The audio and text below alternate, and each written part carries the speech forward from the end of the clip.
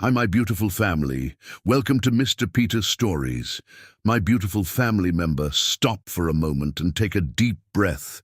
You are alive, you are here, and you are a gift to this world. Look in the mirror. What do you see? A strong, beautiful, and unstoppable soul. No matter what yesterday looked like, today is a fresh start. You are worthy of love, happiness, and success. Never let doubts dim your light because you were created for greatness. Smile, my dear family member, because you are loved. Choose joy, choose peace, and above all, choose to believe in yourself. Life is precious, and you only get one, so live it boldly, love fearlessly, and never forget that you matter. Today, I just want to take a moment to appreciate each and every one of you. You are not just viewers, you are my family. No matter where you are in the world, know that you are seen, you are valued, and you are deeply loved. Let's begin with a heartfelt prayer. Heavenly Father, we come before you today with open hearts, grateful for the love that connects us as a family. Thank you for every person here. Each one is special, each one is precious. Lord, I ask that you bless them abundantly, wipe away their tears, lift their burdens, and fill their hearts with peace. Strengthen those who feel weak, comfort those who are hurting, and remind them that no matter what they are going through, they are never alone. Surround them with love, joy, and unshakable faith. May this moment together bring light into every soul. In your holy name we pray. Amen. Now, my dear family, I would love to know where each of you is joining from. Are you watching from the United States, home of the great Dr. Martin Luther King Jr., Barack Obama, and Michelle Obama? The United Kingdom, where legends like Princess Diana and David Beckham or Sir Lewis Hamilton? South Africa, the land of the iconic Nelson Mandela and Trevor Noah? Canada, where global icons like Celine Dion and Wayne Gretzky come from? Australia, home of the legendary Steve Irwin and Kathy Freeman? The beautiful Caribbean islands, where we celebrate inspiring figures like Jamaica, Usain Bolt and Bob Marley, Trinidad and Tobago, CLR James and Nicki Minaj, Barbados, Rihanna and Sir Garfield Sobers, the Bahamas, Sir Lyndon Pindling and Debbie Ferguson Mackenzie, Dominica, Roosevelt Skerritt and Jason Clouden, St. Lucia, Sir Derek Walcott and Joseph Marcel Granada, Karani James and Eric Gary. Or perhaps you're tuning in from another beautiful country. Let me know in the comments below. I also want to hear your thoughts on our last two stories. Did they touch your hearts? Which parts made you smile? Your feedback means the world to me and helps me create even more heartfelt stories for you. Let's take attendance today. Comment present below so I know you're here with us on this beautiful day. Remember, my dear family, you are what makes this community special. Your presence, your love, and your support brings so much joy to our storytelling family. With all my love and blessings, Mr. Peter, drop your comments below and let's connect. The amber liquid in Langston Truman's crystal tumbler caught the light as he swirled it methodically, his steel-grey eyes fixed on the Manhattan skyline.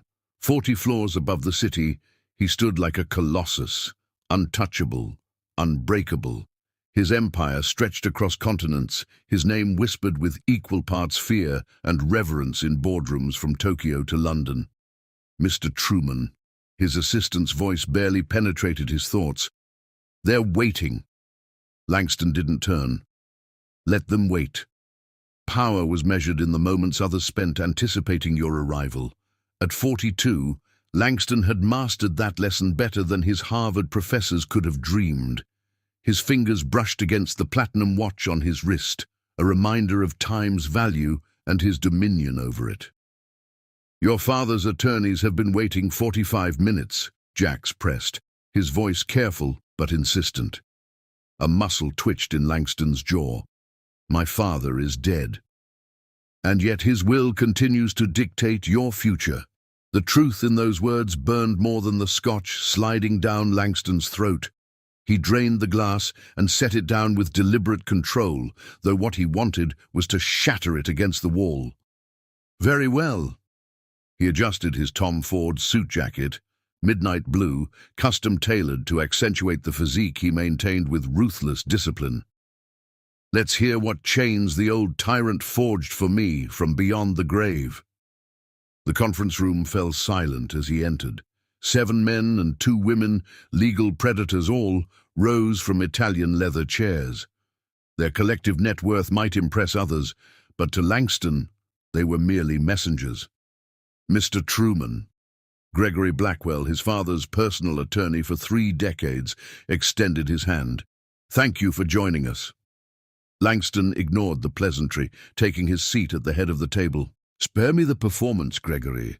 What financial gymnastics has my father orchestrated this time? Blackwell cleared his throat, retrieving a document from his briefcase. As you know, Harrison Truman's final amendment to his will contained certain conditions regarding your inheritance. Conditions. Langston's voice was winter itself.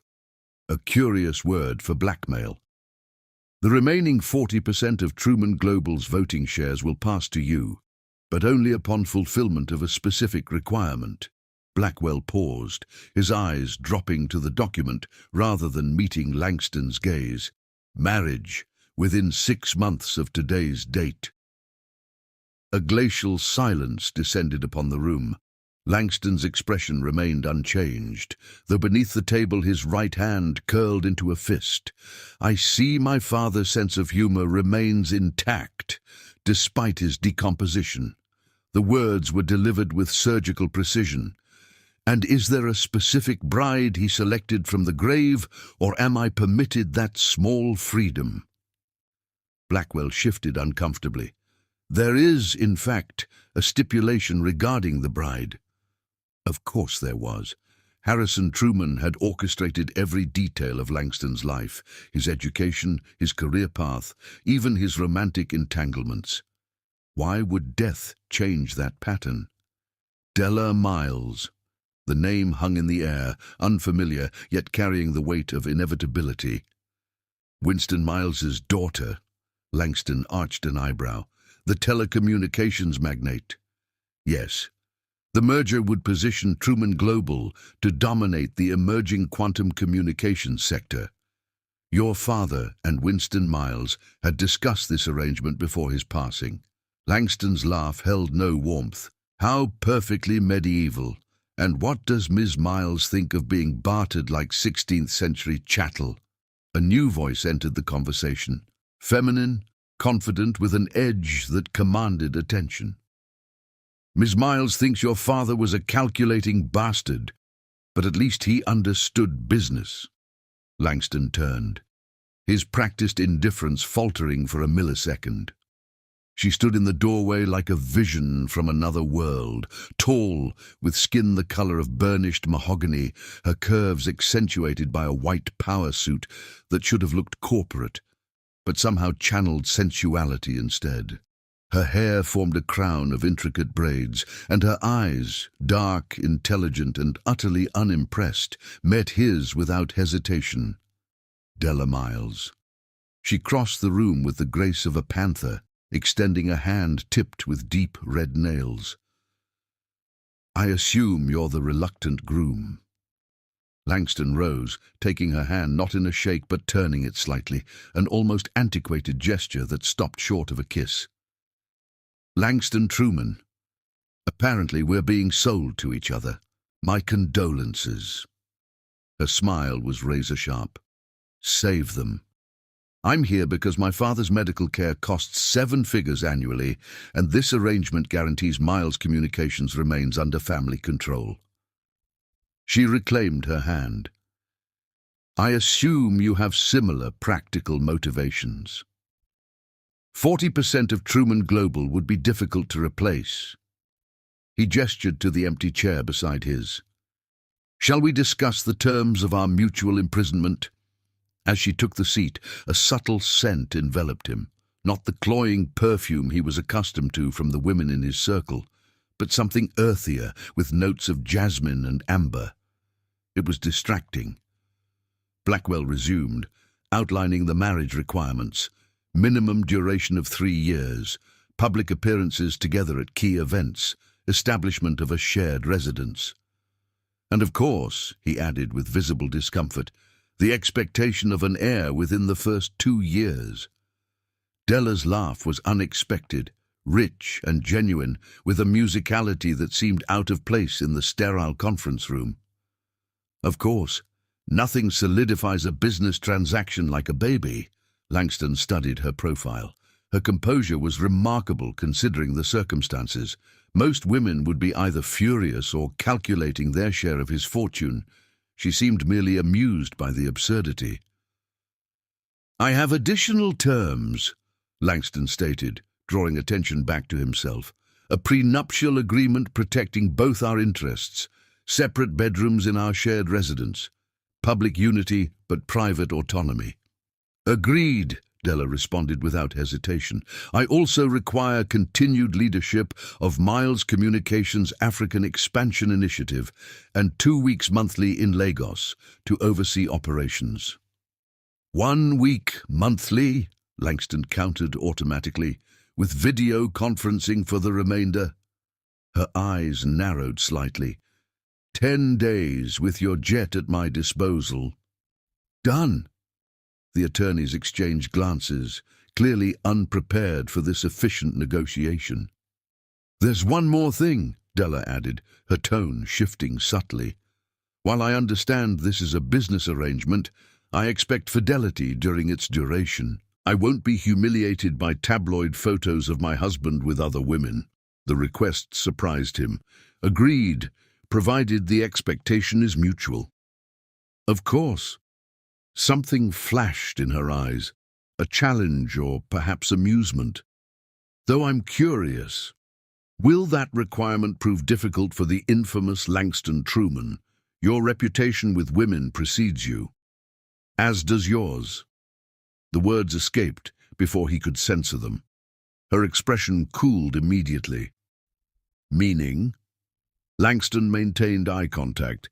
Harvard Business School, Rhodes Scholar, turned down partnership at Goldman Sachs to build your father's company in emerging markets. Your professional reputation, Ms. Miles. What else would I be referring to? The tension between them crackled with unspoken currents. Della's posture relaxed marginally, but her eyes remained wary. "Then we understand each other." She turned to Blackwell. "Draft the agreements. We'll review them separately with our attorneys." "And the wedding?" Blackwell inquired. 6 weeks, Langston decided. "Sufficient time for preparations without unnecessary delay. Small ceremony, large reception, the appropriate spectacle for the business pages." Della nodded once. "Acceptable." As the meeting concluded and the attorneys filed out, Langston found himself alone with his bride-to-be. In the sudden quiet, the artificial nature of their arrangement seemed more pronounced. "Drink?" he offered, moving toward the bar cart.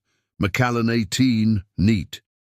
He poured 2 glasses, impressed, despite himself, by her choice. "To successful negotiations." She accepted the glass, but didn't drink immediately. "Tell me something, Langston. Does anything about this situation bother you? Being manipulated from the grave? Having your personal life dictated by corporate interests?" Langston considered the question seriously. "Freedom is largely an illusion, especially for people in our position. I've always known my life would be shaped by Truman Global's needs." "That's not an answer." "No, it's not." He sipped his scotch. "What about you?" "Sacrificing yourself for your father's company seems rather biblical." A shadow crossed her features. "My father sacrificed everything for me when my mother died. He deserves this loyalty in return." She paused. "Besides, it's only 3 years." 3 years is a significant commitment. I've endured worse." She finished her drink in one elegant swallow and set down the glass. "I have a flight to catch. My assistant will coordinate with yours regarding the details." As she turned to leave, Langston found himself speaking again. "Have dinner with me tonight." She paused, turning back with a questioning look. If we're to convince the world of this union, we should at least know each other beyond resumes and reputation. My jet can take you to Lagos tomorrow instead." Della studied him with those penetrating eyes. "What exactly are you proposing, Mr. Truman?" "Dinner? Conversation, nothing more." After a moment's consideration, she nodded. 7 o'clock. Send your car." When she left, Langston remained motionless, processing the unexpected developments of the morning. Marriage had never been in his plans, not after witnessing his parents' elegant but emotionless union. His father had treated his mother as another acquisition, appreciating her beauty and social connections, but never her essence. Now he was poised to repeat that pattern, albeit with a woman far more formidable than his soft-spoken mother had been. His phone vibrated with a text from Jax. "Background file on Della Miles in your secure email." Langston stared at the message, his thumb hovering over the notification. Standard procedure when entering any business arrangement was thorough research on all parties involved. This marriage was, at its core, a business transaction. Yet something held him back, a reluctance he couldn't immediately identify. Before he could analyze the feeling, another text appeared. Rumors from Princeton undergrad days might affect marriage validity clause. Langston's thumb tapped the notification, curiosity and pragmatism overriding his momentary hesitation. Whatever romantic notions might have flickered briefly were extinguished by reality's cold breath. This was business, and in business, information was power. As the secure file opened, Langston's expression hardened. The dossier contained not just professional accomplishments, but personal details, including whispers about Della's college relationship with a visiting professor, rumors of an affair with a married ambassador during her time in South Africa. The sources were questionable, the evidence circumstantial, but in Langston's experience, such rumors rarely materialized from nothing.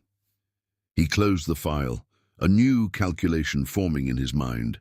His father's will had been specific. The marriage must be genuine in all aspects. Any evidence of deception would invalidate the inheritance. The question now was whether Della Miles was as authentic as she appeared, or if she harbored secrets that could jeopardize everything. As night fell over Manhattan, Langston adjusted his tie and prepared to discover exactly who his future wife really was. Behind the confidence, behind the sharp intellect, behind those eyes that revealed nothing while seeing everything. By morning, he would know the truth. And truth, in Langston Truman's experience, was the most dangerous weapon of all. Chapter 2. The Wedding. Moonlight spilled across Langston's penthouse as he studied Della's dossier for the third time. 6 weeks had passed since their first meeting, arrangements made, appearances choreographed, a narrative crafted for public consumption. The story of their whirlwind romance had been strategically fed to the press. A chance meeting at a charity gala, mutual ambition blossoming into unexpected passion, a proposal beneath the northern lights during a business trip to Oslo. All fiction, meticulously constructed, yet their dinner that first night had been unexpectedly genuine. Della's wit matched his own, her knowledge of global markets impressive. They'd spoken for hours about everything except their impending marriage. Since then, their interactions had been limited to brief meetings with wedding planners and publicists, professional, distant, as if that evening's connection had been imagined. The rumors, however, lingered in his mind. Langston prided himself on rational thinking, but something primitive colored his thoughts when he considered Della's past. The dossier offered nothing concrete, merely whispers about a relationship with a visiting professor at Princeton, implications about Ambassador Kingsley during her time in South Africa. His phone chimed. A message from Bryson Westwood, Harvard classmate and notorious gossip. Heard your bride knew Ambassador Kingsley quite well during her South African stint. Very well. Congratulations on the wedding, old friend. Langston's jaw tightened. Tomorrow he would marry a woman he barely knew, tying his fortune and legacy to her reputation. He needed certainty. St. Patrick's Cathedral loomed against the Manhattan skyline, its Gothic spires reaching toward heaven. Inside, 500 of the world's elite waited, checkbooks and influence making up for genuine connection to the couple. In a private chamber, Della stood before a mirror, resplendent in a custom Vera Wang creation, an architectural marvel of silk and lace that transformed her from executive to ethereal vision. "You look like a goddess," murmured Phoenix, her best friend since childhood, adjusting the cathedral-length veil. Della's reflection showed confidence, but her eyes held something deeper, calculation perhaps, or resignation. "I look like a billion-dollar merger." "Then it's the most stunning merger Manhattan has ever seen." Phoenix squeezed her hand. "Are you sure about this, Dell?" 3 years is a long time to pretend. "I'm not pretending. This is business." Della turned, the dress whispering against the floor. "Langston and I understand each other perfectly." Phoenix's expression remained doubtful. "The man has a reputation for business brilliance, and for coldness, for discarding people when they've served their purpose." Della's smile tightened. "Then we're perfectly matched." A knock interrupted them. Winston Miles entered, regal despite the oxygen tube tethering him to the portable tank. Cancer had ravaged his once powerful frame, but his eyes remained sharp. "My legacy," he said simply, voice raspy from treatments. Della embraced him carefully, mindful of his fragility. "I won't let you down, Daddy. This isn't just about me or the company." He pulled back, studying her face. "Harrison Truman was a shark in business, but an iceberg at home. His son is cut from the same cloth." "I can handle Langston Truman." Winston's expression softened. "I know. But can your heart?" Della's entrance silenced the cathedral. Langston, waiting at the altar, felt his breath catch. An involuntary reaction to her ethereal beauty, she moved toward him with queen-like grace, her father at her side, moving slowly but proudly. When Winston placed Della's hand in his, Langston felt an unexpected weight to the gesture. Ancient, symbolic, a transfer of protection and responsibility that transcended their modern arrangement. The ceremony proceeded with flawless precision. They exchanged rings and vows written by publicists, promising love and fidelity with voices that carried conviction, if not truth.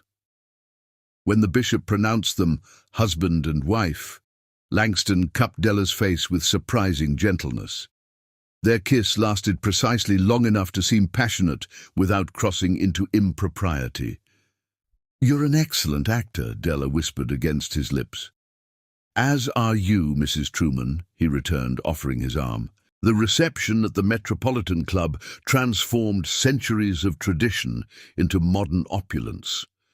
Crystal chandeliers illuminated tables laden with white orchids and black calla lilies.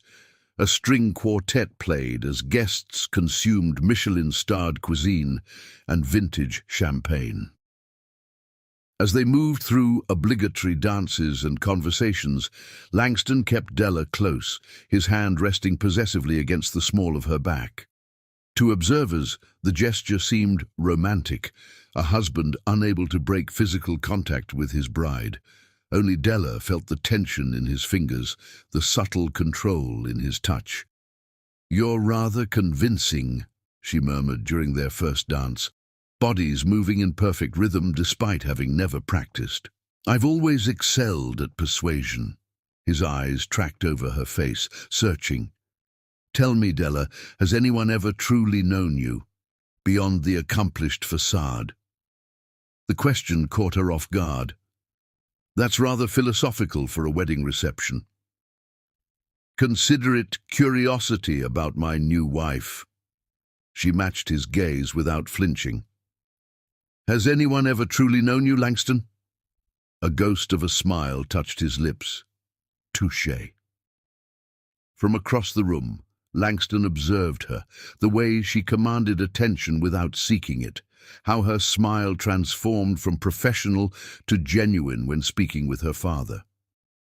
"She's magnificent," remarked Alexandra Harrington, his father's oldest friend. "Harrison would be pleased." "My father's pleasure was never my priority," Langston replied, sipping champagne. Alexandra studied him over her glasses. "Perhaps it should have been. He orchestrated this match for you, not against you." "And what makes you say that?" "Because Della Miles is the only woman I've ever met who might be your equal. Strong enough to withstand you, brilliant enough to challenge you." She patted his arm. "Harrison knew you needed that, even if you don't." Later, their limousine glided through Manhattan streets toward Langston's, now their, penthouse at 157. Silence stretched between them until Della spoke. "The press got what they needed. Tomorrow's headlines will cement our union for the business world." "Indeed." Langston loosened his bow tie, studying her. "Your father seemed to enjoy himself." "He did. Thank you for the medical suite arrangements. Having his doctors nearby made the day possible for him. He's important to you." It wasn't a question, but Della answered anyway. "He's my world. After my mother died, he rebuilt our lives around me. This marriage secures his legacy. It's worth whatever price I pay." Something in her tone made Langston pause. "And what price do you anticipate exactly?" Her eyes met his, unflinching. 3 years of my freedom, manageable considering the return on investment." The elevator opened directly into a marble foyer. As they entered, Della's eyes widened slightly at the space. Minimalist, masculine, with floor-to-ceiling windows showcasing the glittering city. "Your quarters are through there," Langston indicated a hallway. "Redecorated to the specifications your assistant provided. Mine are in the opposite wing." "Efficient." Della slipped off her heels, instantly losing 3 inches of height. "I'll have my remaining things moved in tomorrow." "Your father's medical team is established in the guest apartment downstairs. They'll report directly to you regarding his condition." The thoughtfulness of this arrangement clearly surprised her. "Thank you." An awkward silence settled between them. Strange intimacy between strangers now legally bound. "Would you like a drink?" Langston moved toward the bar, removing his jacket. "Yes." He poured 2 glasses of bourbon, handing one to her. Their fingers brushed, an innocent contact that somehow felt charged with significance. Della moved to the window, silhouette elegant against the night sky. "To successful ventures," she said, raising her glass, "and to clarity." Langston's voice carried an undercurrent that made her turn. "Clarity?" He approached slowly, predatory grace in his movements. "I've been contemplating a question since we agreed to this arrangement." His eyes held hers captive. "The contract my father created requires a genuine marriage, not merely a legal fiction." Understanding dawned in Della's expression. "You're worried about the consummation clause. I'm concerned about authenticity. The inheritance depends on it. And you believe I'd jeopardize everything by failing to fulfill that particular obligation." Her voice remained level, though her grip on the glass tightened. "I believe in verification." Langston moved closer. "Especially when rumors suggest experiences that might compromise our arrangement." The temperature in the room seemed to drop 10 degrees. "Rumors?" "About your time in South Africa, your relationship with Ambassador Kingsley." Della's laugh held no humor. "So you've been investigating me." "Due diligence. And what exactly did your due diligence uncover?" Her eyes flashed dangerously. "Nothing conclusive, hence my concern." She set down her glass with careful precision. "Let me understand you clearly. On our wedding night, you're questioning my... what exactly? My morality? My honesty?" Langston maintained eye contact. "I'm ensuring that our marriage meets all contractual requirements." by questioning whether I'm a virgin. Her incredulity was palpable. What century is this, Langston? Previous entanglements could invalidate the inheritance clause, are irrelevant, she cut him off, but clearly not to you. She turned away, but Langston caught her arm. My family's legacy is at stake. And mine isn't? Her voice rose slightly. I've sacrificed just as much for this arrangement. Then prove it's worth the sacrifice. His grip tightened. Prove the rumors wrong. Della's eyes widened, comprehension and fury dawning simultaneously. You want proof of my virtue tonight? I want certainty. His voice dropped lower. I want to know exactly who I've married. With deliberate slowness, she removed his hand from her arm. You want proof? She stepped closer, her body nearly touching his. Then take it. Claim your marital rights, Langston. Satisfy your medieval curiosity. The challenge hung between them, electric with tension. If you're not what this contract requires, he said softly, this marriage ends immediately, regardless of consequences. Della didn't flinch. And if I am, if your insulting suspicions prove baseless, then we proceed as agreed. No, her chin lifted. If your investigation finds me innocent, you owe me something more. An apology won't suffice. Name your price. Not tonight. Her smile was dangerous. I'll collect that debt when it serves me best. Their eyes locked in silent combat, neither willing to retreat. Then we have an agreement. Langston's hand rose to the zipper of her dress. Shall we begin? Without waiting for an answer, he turned her, fingers finding the delicate clasp at her neck. As the zipper descended, revealing the elegant curve of her spine, Langston felt something shift inside him, desire mingled with an unexpected hesitation. This wasn't how he'd imagined their wedding night. Not with suspicion and challenge poisoning what could have been, at minimum, a mutually satisfying arrangement. Yet he couldn't stop now. Too much depended on certainty. The dress whispered to the floor, pooling at Della's feet like liquid moonlight. Chapter 3. The morning after dawn broke over Manhattan, painting the sky in watercolor hues of pink and gold. Langston stood at the window, watching the city awaken below. His reflection showed a man transformed, hair tousled, eyes haunted, certainty shattered. Behind him the bed lay in disarray, sheets twisted from a night that had begun as interrogation and ended as revelation. Della's side was empty. The bathroom door opened. She emerged wrapped in his robe, hair damp from the shower, face scrubbed clean of makeup. Without the artifice of their public personas, she looked younger, more vulnerable, and infinitely more dangerous to his composure. "Good morning, husband." Her voice carried no warmth. Langston turned, steel returning to his spine. "Sleep well?" "Remarkably, considering." Her eyes held his, unflinching. "Have your doubts been sufficiently addressed?" The evidence of her innocence had been undeniable, leaving him both satisfied in his verification and strangely hollow in victory. "Completely. Excellent."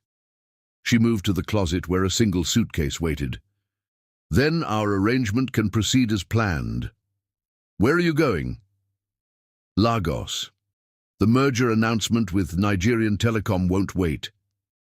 Her movements were precise as she selected clothing. "Your jet is fueled and waiting, as per our agreement." Langston watched her, conflict churning beneath his controlled exterior. Last night had proved her physical innocence, but awakened new questions about the woman he'd married. Her passion had been unexpected, fierce, uninhibited, contradicting her inexperience. She remained an enigma, one that increasingly occupied his thoughts. "About last night," he began.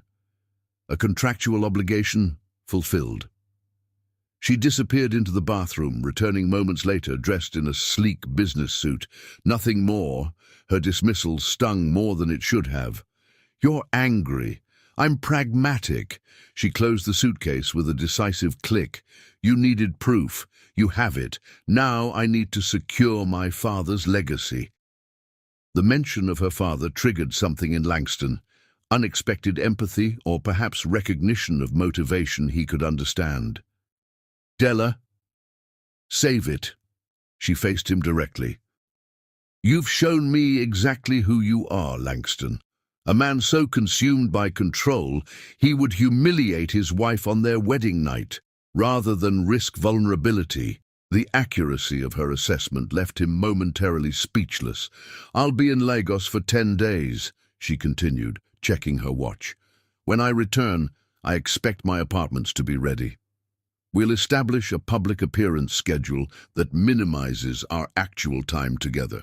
As she moved toward the door, Langston caught her arm. I was wrong. The words cost him, evident in the tightness of his jaw. Della looked down at his hand, then back to his face. Yes, you were. She removed herself from his grip. But being right brings me no satisfaction. What would? A sad smile touched her lips. The possibility that the man I married might have been worthy of trust. That possibility expired last night. Before he could respond, his phone chimed. Shanghai markets opening, requiring immediate attention. Duty calls, Della observed. Go ahead. Business is the mistress neither of us can ignore. When he finished the call, she was gone. On her pillow lay a single item, her wedding ring with a note beneath. When you're ready to begin this marriage with respect instead of suspicion, you may return this to me. Until then, I'll wear the public replica only. D. Langston stared at the platinum band, its diamonds catching morning light. In the wake of triumph, he tasted only ashes. His phone chimed again. A message from Jax.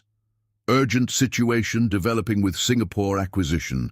Conference call in 15 minutes. The business empire waited for no man's marital complications. With practiced efficiency, Langston pushed personal matters aside, focusing on what he could control. 3 hours later, he boarded his private jet for Singapore. The trip would take 18 hours, followed by days of intense negotiations. As the plane climbed above the clouds, Langston opened his briefcase. Inside, nestled in an interior pocket, was Della's ring. He'd taken it without conscious decision, a talisman, or perhaps a promise. Singapore would consume him for a week. By then, Della would be back from Lagos. They would reset, establish boundaries, move forward with their arrangement. The marriage would succeed. The inheritance would be secured. Control would be maintained. Yet, as Langston closed his eyes, it wasn't market projections that filled his mind, but the memory of Della's face in moonlight, her whispered confessions, and the unexpected feeling that had surged within him when she'd come apart in his arms. Desire was expected, possessiveness even, but this sensation was something foreign, something dangerous, something like awe. Chapter 4. The search Singapore's skyline glittered like a futuristic mirage as Langston exited the final negotiation. 7 days of relentless bargaining had yielded success. Truman Global now controlled the revolutionary quantum encryption technology that would transform communication security worldwide. He should have felt triumphant. Instead, a strange hollowness plagued him. Congratulations, sir. Jax handed him a tablet displaying the freshly signed contracts. The board is ecstatic. Langston nodded, his attention drifting to another notification. No response to his third message to Della. Not unusual given their arrangement, but unsettling nonetheless. Has Mrs. Truman's office confirmed her attendance at the New York Gala next Thursday? He asked. Jax hesitated. No, sir. We've reached out several times. Try again. Emphasize the strategic importance of presenting a united front. In the limousine, Langston loosened his tie, fatigue settling into his bones. The Singapore acquisition had required every ounce of his legendary focus, yet fragments of his attention had remained tethered to the woman who now carried his name. His phone rang. Winston Miles. Unusual. "Winston, how's the treatment progressing?" "Where is she?" The old man's voice was thin but sharp with accusation. Langston straightened. "Della should be back from Lagos today. I've been in Singapore for—" "She never went to Lagos." 4 words, and Langston's world tilted. "Explain." "She cancelled the meetings 3 hours after your wedding. No one has seen her since she left your penthouse that morning." The information hit like a physical blow.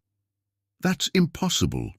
Her security—" "She dismissed them at the airport, then never boarded the flight. She knows our security protocols intimately, designed half of them herself. If Della doesn't want to be found, she has the means to disappear." Langston's mind raced, calculating possibilities, consequences. A disagreement. Nothing significant. Significant enough for my daughter to vanish. Accusation hardened Winston's tone.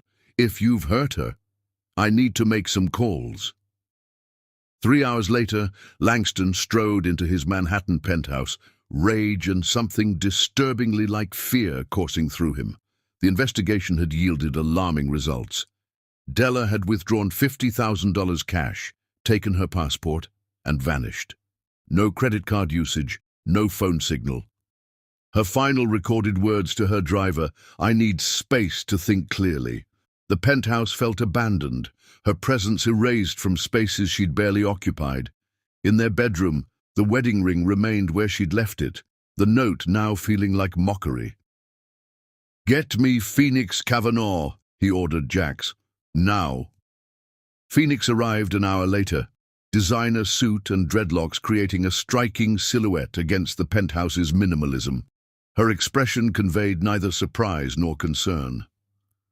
"Where is she?" Langston demanded. Phoenix raised an eyebrow. "Hello to you too, brother-in-law. I don't have time for games, and I don't have information you're entitled to." She moved past him. "Interesting. She always said she'd never live somewhere so cold." Langston stepped into her path. "Della has responsibilities. To her father's company. To our agreement." "To you?" Phoenix laughed without humor. "Is that what this is really about? Your wounded pride that your trophy wife failed to behave according to specification?" His jaw tightened. "You don't understand the situation." "I understand perfectly." She moved closer. "I've known Della since we were 6 years old. She's brilliant, loyal, and stupidly self-sacrificing. She married you to save her father's legacy. Instead, she got—" "What exactly did she get, Langston?" The question hit uncomfortably close to the truth. "That's between my wife and me." "No, it's between you and your ego." Phoenix's eyes narrowed. "Whatever you did, it was enough to make her walk away from everything." Something in her words shifted Langston's understanding. Della hadn't merely left in anger, she'd escaped. "I need to find her." The admission carried more vulnerability than intended. Phoenix studied him. "Why? To finish breaking her, or because you actually care?" "I don't break things I value. But do you value her, or what she represents?" She shook her head. "You don't even know, do you?" Phoenix reached into her bag, retrieving an envelope. "To deliver this, she made me promise. 1 week after she left, no sooner." Langston opened the envelope, revealing Della's decisive handwriting. "Langston, by now you've discovered I'm gone. Don't waste resources searching. You won't find me until I'm ready to be found. I entered our marriage prepared for cold business, not cruelty. What happened between us crossed a line I cannot forgive easily. I need space to determine if this arrangement remains viable. I'll fulfill my public obligations in 3 weeks at the Truman Foundation Gala. Until then, consider this a reminder that I am not property to be verified or controlled." Your temporary wife, Della. He read it twice. Relief at confirmation of her return, battling with rage at her defiance. 3 weeks, he muttered. Unacceptable. Phoenix watched him with undisguised contempt. You really don't get it, do you? This isn't about your schedule. This is about a woman reclaiming her dignity. By running away, by jeopardizing everything we've built. What exactly have you built, Langston? A marriage document, a business merger. Her voice softened with unexpected compassion. You had the chance to build something real with an extraordinary woman, and instead you treated her like a suspect. After she left, Langston stood at the window, Manhattan spread before him like a kingdom he suddenly found hollow. 3 weeks until Della returned. 3 weeks of speculation, of shareholders questioning their united front, of Winston Miles's accusing eyes. That night, he opened his laptop, initiating a search protocol reserved for securing acquisitions against corporate espionage. The target, his own wife. The objective, understanding. Financial records, academic histories, media appearances. Langston devoured them all. Della Miles emerged not as the convenient corporate bride he'd assumed, but as a woman of extraordinary depth. Her humanitarian work in Africa, her pioneering research on telecommunications infrastructure in developing nations, the scholarships she'd quietly established for young women in STEM fields. He woke from fitful sleep with a realization that shook him. He didn't just need to find his wife, he needed to earn her. The following morning, he summoned his executive team. Clear my schedule for the next 3 weeks.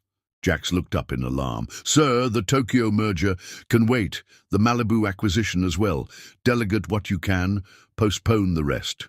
May I ask why? Langston straightened his cuffs, decision crystallizing into determination. I have a more important acquisition to secure. 2 hours later, his private jet departed for Lagos. If Della wouldn't come to him, he would go to her world. He would learn what drove her, what she valued, what she fought for. It wasn't until the plane crossed the Atlantic that Langston acknowledged the uncomfortable truth. This wasn't just about saving their arrangement or securing his inheritance. Somewhere between suspicion and absence, he'd begun to crave something he'd never sought before. Understanding. Chapter 5. The Revelation. Lagos pulsed with chaotic vitality, a stark contrast to Manhattan's ordered affluence. Langston's driver navigated through crowded streets, passing markets overflowing with vibrant fabrics and street vendors hawking everything from fresh fruit to electronics. First time in Nigeria, sir? The driver asked, catching Langston's intense gaze in the rearview mirror. Yes. He didn't elaborate, attention focused on the Miles Communications headquarters rising ahead, a gleaming tower of glass and sustainable bamboo, architecturally innovative yet harmonious with its surroundings. Inside, Langston was greeted with surprised deference. Mr. Truman, we weren't expecting you. The receptionist's accent lilted pleasantly. Mrs. Truman isn't here. I'm aware. His tone discouraged further questions. I'd like to see her office. Minutes later, he stood in Della's domain, a corner suite overlooking the city and harbor beyond. Unlike his stark minimalism, her space breathed with life. Local artwork adorned walls, photographs of infrastructure projects lined shelves, and a wall of windows bathed everything in natural light. Langston moved to her desk, noting its precise organization. A framed photo caught his attention, Della alongside young women in graduation caps, her smile radiant with pride. The inscription read, Miles Foundation Scholars, Class of 2023. She comes to every graduation, said a voice from the doorway. Langston turned to find an elegant woman watching him with undisguised suspicion. Her badge identified her as Dr. Amara Okafor, Director of Community Development. You're him, she stated, the husband. He inclined his head slightly. Langston Truman. I know who you are. Her tone suggested this wasn't necessarily positive. What I don't know is why you're in Della's office when she clearly wished for distance. Interesting. The staff knew of their separation. I'm trying to understand my wife. Dr. Okafor's laugh held no humor. Perhaps you should have attempted that before marriage. A fair criticism. His unexpected agreement appeared to surprise her. What can you tell me about these scholars? Something in his genuine curiosity softened her stance slightly. Della established the program 5 years ago. Full scholarships for girls from rural communities to study technology and business. Many returned to work here after graduation. She never mentioned this. There's much she doesn't mention. Dr. Okafor studied him. The women's shelter in Makoko, the mobile health clinics, the coding academies in areas without reliable electricity. Each revelation struck Langston like physical blows. How had he missed this dimension of the woman he'd married? I'd like to see these projects, he said. Dr. Okafor raised an eyebrow. Designer suits don't fare well in Makoko's floating slums. I'll manage. 3 days later, Langston stood in a small clinic built from repurposed shipping containers. His clothes were rumpled, his skin sunburned, but his eyes burned with newfound awareness. He'd seen Lagos through Della's vision, not as a market to conquer, but as communities to uplift. In a women's shelter established by the Miles Foundation, the director, Folemi, handed him a battered wooden box. Della leaves this when she visits, said it reminds her that pain can become purpose. Inside lay news clippings and photographs, a teenage Della alongside her mother at various humanitarian sites. Her mother died here, helping after the floods, Folami explained. Della was 16. Instead of running from the place of her greatest loss, she built her strongest connections here. That night in his hotel suite, Langston spread the contents of the box across his bed. Articles documented Elena Miles's death from a waterborne illness contracted while delivering medical supplies. Photographs showed a devastated Winston holding a stoic young Della at the funeral. One article quoted the teenage Della. My mother believed connectivity could save lives. I will continue that work. Langston leaned back, pieces falling into place. Della's devotion to her father, her passion for telecommunications infrastructure in developing regions, her fierce independence. His phone chimed, Phoenix Kavanaugh, unexpected. Surprising development, he answered. You calling me? Surprising development, you in Lagos visiting Della's projects. Her tone was unreadable. What game are you playing, Langston? No game. Research. Research, she repeated skeptically. Into what, exactly? He considered his answer carefully. Into the woman I married without knowing. Phoenix's silence stretched so long, he thought the call had dropped. Finally, she's not in Lagos. I know. Do you know why she chose a business marriage with you? Before he could respond, she continued. Everyone assumes it was for her father's company, but that's only part of it. Langston waited, sensing important information approaching. 3 years ago, a European investment group approached Miles Communications with a hostile takeover attempt. They were smart, targeted when Winston was at his sickest. Della fought them off, but their CEO became obsessed with her. Harassment, stalking, the whole nightmare. Langston's grip tightened on the phone. Who? Archer Kingsley. The name ignited instant recognition, the same man from the rumors about Della's past. The whispers about their affair were his revenge when she rejected him. He destroyed her previous relationship, threatened to tank Miles' communications stock with rumors. A marriage to you, becoming untouchable through the Truman name, was her protection strategy as much as her father's salvation. The revelation landed like thunder. The very rumors he'd used to doubt her had been weaponized against her before. "Why are you telling me this?" he asked. "Because I spoke to her this morning. She asked about you." Phoenix's voice softened slightly. "Whatever you're doing, it's registering." After the call ended, Langston stood at the hotel window, watching Lagos shimmer under the setting sun. For decades, he'd approached relationships as transactions, assets and liabilities on a balance sheet. Della had been no different until now. Now, she was becoming devastatingly human. His phone rang again. Jack's, with news that couldn't wait. The Singapore acquisition had hit regulatory complications. The board demanded his immediate return. Old Langston would have been on his private jet within the hour, priorities never in question. New Langston hesitated. 20 minutes later, he entered the conference room of Miles Communications' Lagos headquarters, assembled staff eyeing him with curiosity. "I need to know everything about the microfinance program in northern Nigeria," he announced, "and the Rural Connectivity Initiative. My team in New York will handle the Singapore complications remotely." Dr. Okafor exchanged glances with colleagues. "May I ask why?"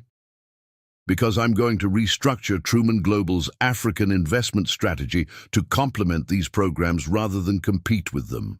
He removed his jacket, rolling up sleeves. "And because I need to understand my wife's vision before I can earn the right to stand beside her." For the next week, Langston immersed himself in Della's world. He visited remote villages where Miles Communications' solar-powered internet hubs had transformed education. He witnessed microloans enabling women to start businesses. He observed mobile health clinics diagnosing diseases through telemedicine connections his wife had established. On his final night in Lagos, he received a text with an address in New Orleans. No sender identified, but he recognized the significance immediately. Della had reached out, indirectly, cautiously, but deliberately. As his plane lifted off African soil, Langston carried more than research. He carried understanding. The woman he'd married wasn't just a corporate asset or a convenient arrangement. She was extraordinary, and he had nearly destroyed any chance of truly knowing her. New Orleans awaited, humid and mysterious. Somewhere in its historic streets, Della was offering a tenuous thread of connection. This time, Langston wouldn't pull it until it broke. He would follow it, gently, wherever it led. Chapter 6. The confrontation. New Orleans embraced Langston with thick, perfumed air, jasmine and magnolia mingling with hints of bourbon and seafood. His driver navigated narrow streets lined with ornate iron balconies and colorful facades until they reached the Garden District, where sprawling historic homes stood behind wrought iron fences. The address led to a pale blue Victorian mansion, its generous porch adorned with ceiling fans turning lazily in the humid evening. Langston approached the gate, uncharacteristic uncertainty slowing his steps. Before he could ring the bell, the front door opened. A tall, muscular man with close-cropped hair and features that echoed Della's stepped onto the porch, arms crossed. "You must be the husband." His voice carried the musical New Orleans accent, but his expression remained guarded. Langston Truman. He extended his hand through the gate. The man made no move to accept it. "Maximus Miles, Della's cousin and protector since we were kids. Give me one reason why I should let you through this gate." "Because Della sent me the address." "Phoenix sent you the address," Maximus corrected, descending the steps. "Important distinction." "Why are you here, Truman?" Langston met his gaze directly. "To see my wife." Funny thing about that word, a wife. Implies relationship, respect, trust. Maximus opened the gate but blocked the path. "From what I hear, you skipped those parts and went straight to ownership." The accusation stung more now than it would have 2 weeks ago. "I made mistakes." "Mistakes?" Maximus's laugh held no humor. "Is that what rich white men call it when they treat women like property?" Langston felt his jaw tighten. "I'm here to speak with Della. not defend myself to you. That's where you're wrong. Maximus moved into his space, using his slight height advantage. In your world, you might be king. But this is our home, our sanctuary. And here you only get to Della through me. Tension crackled between them, two alpha predators circling. Part of Langston, the corporate raider who crushed opposition, itched to assert dominance. But another part, the man who'd witnessed Della's work in Lagos, recognized the protective instinct driving Maximus. You want me to prove myself worthy of seeing her? It wasn't a question. Now you're catching on. A woman's voice interrupted their standoff. Max, stop terrorizing him. An elegant older woman appeared on the porch, bearing Della's eyes and cheekbones. Aurelia Miles, Winston's sister and Della's aunt, descended with regal grace. Though I must say, she continued, it's refreshing to see him squirm a bit. Maximus stepped aside reluctantly as Aurelia approached. Mrs. Miles. Langston inclined his head respectfully. Aunt Aurelia, please. We're family now, supposedly. Her assessment was keen but not unkind. You look different from your wedding photos, less starched. Lagos has that effect, he admitted. Something in his response seemed to satisfy her. Della's not here. Disappointment crashed through him. The address is our family home, yes. She was here yesterday. Aurelia studied him. She needed space to think, and we Miles women do our best thinking by the water. She's at the lake house. I need to see her. Need? Her eyebrow arched. Interesting word choice. Before Langston could respond, thunder rumbled overhead. The subtropical afternoon had turned slate grey with impending storm. Hurricane season, Aurelia remarked. This one's strengthening offshore. They're naming it Eloise. The lake house.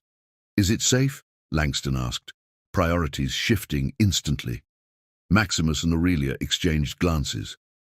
Safer than most, Maximus answered. But she shouldn't be alone if it makes landfall. Give me the address. Hold on, Wall Street. Maximus raised his hand. You don't just get to charge in. I'll take him, Aurelia interrupted. The storm's coming faster than predicted. Better she's not alone out there. 30 minutes later, Langston sat beside Aurelia in her vintage Mercedes, windshield wipers battling increasing rain as they headed toward Lake Pontchartrain. She told us what happened, Aurelia said, breaking their silence. On your wedding night, Langston kept his eyes on the road. I imagine I'm not popular in the Miles family. You humiliated her. The simple statement carried weight beyond accusation. Della has faced many challenges. Her mother's death, her father's illness, that horrible man in Europe. Through everything, she maintained her dignity, her sense of self. Until I took it from her, Langston finished quietly. Aurelia's surprise at his understanding was evident. Yes. I didn't know her then, he admitted. I saw an arrangement, not a person. And now? He considered the question as rain lashed the car. Now I see someone extraordinary that I wounded thoughtlessly. Aurelia nodded slowly. That's a start. The lake house emerged through sheets of rain, a modernist structure of glass and steel perched on stilts near the water's edge. Lights glowed from within despite the darkening sky. I'll wait in the car, Aurelia said as they parked. This conversation doesn't need an audience. Langston nodded gratefully before facing the deluge. By the time he reached the steps, his designer clothes were soaked through. He hesitated, pulse accelerating, then knocked. Long moments passed before the door opened. Della stood framed in golden light, wearing jeans and an oversized sweater, hair loose around her shoulders. The casual attire made her look younger, more vulnerable than her corporate armor allowed. Her expression revealed surprise, quickly masked. Langston. Hello, Della. Water dripped from his clothes onto the porch. Her eyes swept his drenched form. You went to Lagos, not a question. She'd been keeping tabs on him, just as he had on her. Yes. Why? The simplicity of the question demanded equal honesty. To understand what I'd broken. Something flickered in her eyes, skepticism battling curiosity. Without comment, she stepped back, allowing him entrance. The interior was warm and minimalist, glass walls showcasing the angry lake beyond. Wind howled around the structure, intensifying the sense of isolation. "Your aunt brought me," Langston explained, accepting the towel she offered. The hurricanes accelerated. They were concerned. "Eloise." Della nodded, moving to check her phone. "Category 3 now, projected to strengthen before landfall." She glanced up. "You should both leave before the roads flood." "Della." "I've weathered hurricanes before, Langston. This house is built for them." "I didn't come about the storm." She set down her phone, arms crossing defensively. "Why did you come then? Business emergency? Public appearance needed? Or just to confirm I haven't violated our contract while exercising my private autonomy?" The bitterness in her tone was deserved. "I came to apologize." "For what, specifically?"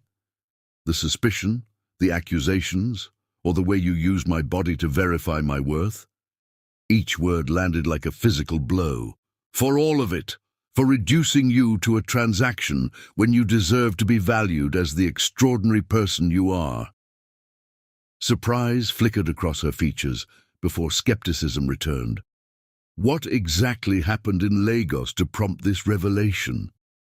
"I saw you." His voice softened. "Not the corporate asset I married, but the woman who builds schools in villages without electricity, who funds microloans for women entrepreneurs, who honors her mother's legacy by saving lives through connectivity." Her expression remained guarded. "You went through my projects. I wanted to understand who I'd married, who I'd hurt." Langston moved closer, still maintaining respectful distance. "The rumors about Kingsley were lies," she finished sharply. "Revenge from a man who couldn't accept rejection." "I know. Phoenix told me." Della's eyes widened. "Phoenix spoke to you? Voluntarily?" "She's still firmly on your side," he assured her, "but she saw I was trying to understand." The sound of Aurelia's car horn interrupted them. Della moved to the window, watching her aunt gesture urgently before driving away. "Roads are flooding already," she murmured. "She's heading back before they close the causeway." "I should go." Langston moved toward the door. "You can't." Della's voice held no emotion. "The warning system just triggered. We're under mandatory shelter orders now." Reality settled between them. They were trapped together as the storm intensified. The prospect of hours confined with the husband she'd fled hung in the air, tense with unresolved emotions. Della moved to the kitchen, opening cabinets. "There's food, water, backup generator. We'll be fine until it passes." "I'm not concerned about the hurricane," Langston said quietly. She paused, back still turned. "What are you concerned about?" "Whether there's any way to rebuild what I destroyed before it had a chance to exist." Her shoulders tensed. She turned slowly, eyes meeting his with the direct gaze that had first caught his attention. "And what exactly do you think that was, Langston?" "Possibility," he answered simply. "The possibility of building something real from an arranged beginning." Lightning flashed, illuminating the vulnerability in his usually controlled expression. Thunder followed immediately, vibrating through the house's frame. Della's laugh held no humor. "You accused me of sexual impropriety, demanded proof of my virtue, and treated me like a commodity. Now you want a real marriage. I want the chance to earn your forgiveness." He closed the distance between them. "The chance to know you, truly know you, and for you to know me beyond the corporate facade." "Why?" Her voice dropped to a whisper. "What changed?" Langston hesitated, searching for words that wouldn't sound manipulative or calculated.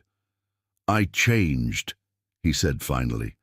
Seeing your work, understanding your motivations, learning about Kingsley's vendetta, it forced me to confront the man I've become, a man who values control over connection, who verifies rather than trusts.